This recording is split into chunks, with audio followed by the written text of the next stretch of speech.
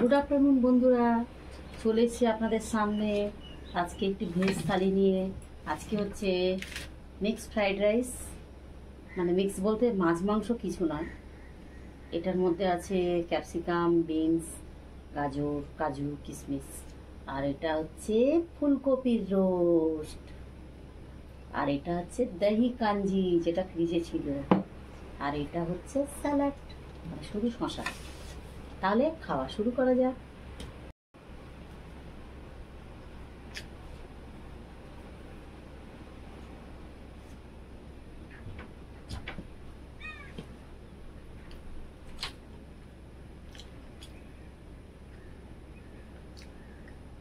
নিরামিষ তো জানেন সবসময় ভাত খেতে ভালো লাগে না, তাই জন্য ভাবলাম যে ফ্রাইড রাইস করে দিই।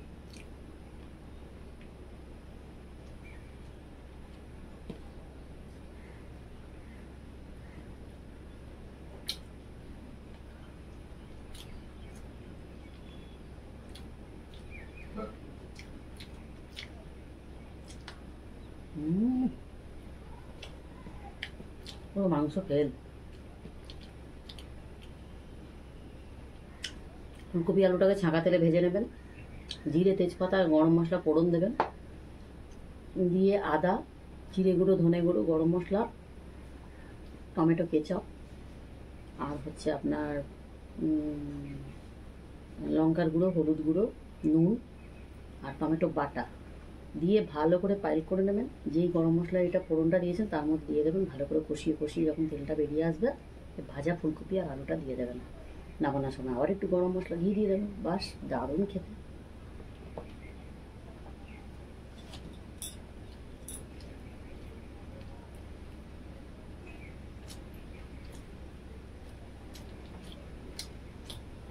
দারুণ।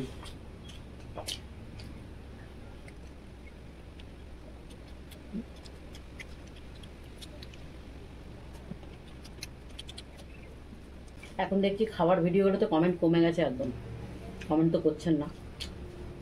লাইকের কথা আমি বলবো না, আর আপনাদের ব্যাপার, আপনাদের যদি ভালো লাগে নিশ্চয়ই করবেন।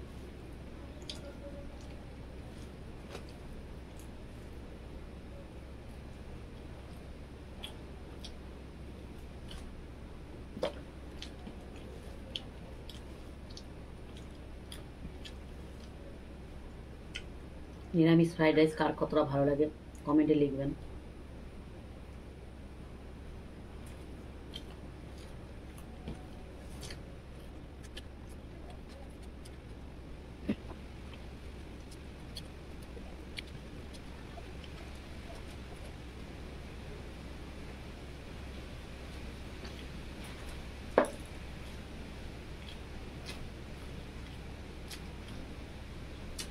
আমাদের এখানে বৃষ্টি হচ্ছে, ভালো জোরে বৃষ্টি হচ্ছে।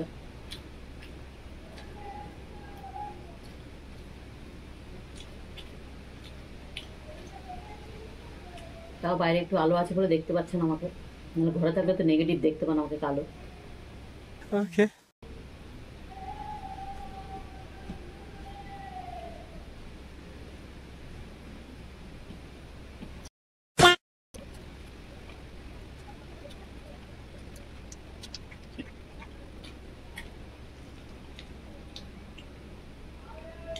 আমি রাইসটা একটু মিষ্টি মিষ্টি করি, গোলমরিচের গুঁড়োও দিই, খুব ভালো লাগে খেতে।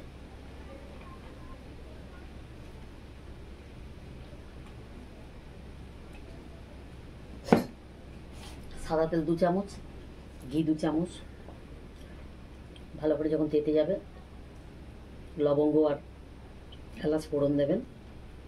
আর আপনি যে মানে সবজিগুলোকে কেটে রেখেছেন, গাজর, বিনস, মটরশুঁটি থাকলে মটরশুঁটি, ফুলকপি থাকলে ফুলকপি, যাই হোক কেটে ভালো করে ভেজে নেবেন। আমি যেমন ভেজে নিয়েছি তেলে, তেল আর ঘি দিয়ে। যেই লাল লাল ভাজা হয়ে গেছে একটু নুন দিয়ে দিয়েছি, একটু গোলমরিচ দিয়ে দিয়েছি। আর এটাকে আমি ভাত করে রেখেছিলাম। অনেক সময় আমি ভাত না করেও মাপ 2 কাপ জল নিলে 2 কাপ চাল দেবেন, হয়ে যায়। কিন্তু আজকে আমি ভাত করে করেছি। তারপরে ভাতটাকে উপরে দিয়ে দিলাম, 2 চামচ চিনি দিয়ে দিলাম, আবার একটু নুন দিয়ে দিলাম 1/2 চামচের মতো, বাস দুর্ধস্ত খেতে। Yeah, boy.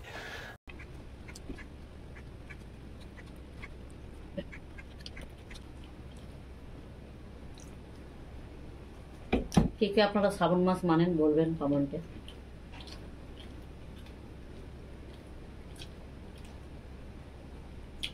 কেন উচিত, দেবকাদেব মহাদেব বারটা মানা অবশ্যই উচিত বছরে একবার।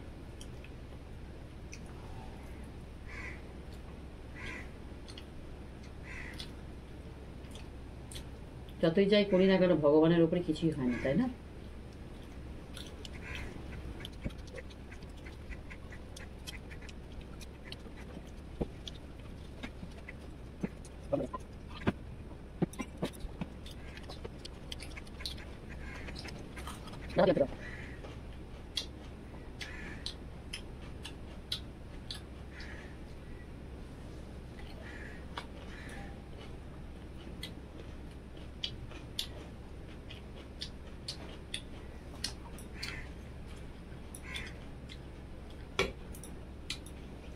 সেই দহি কাঞ্জি দেখি কতটা খেতে পারি।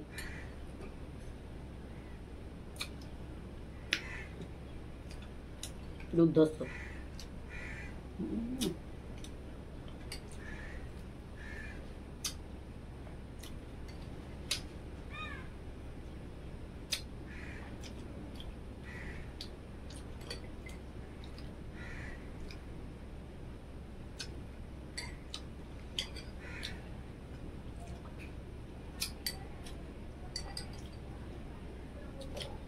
দুর্ধর্ষ।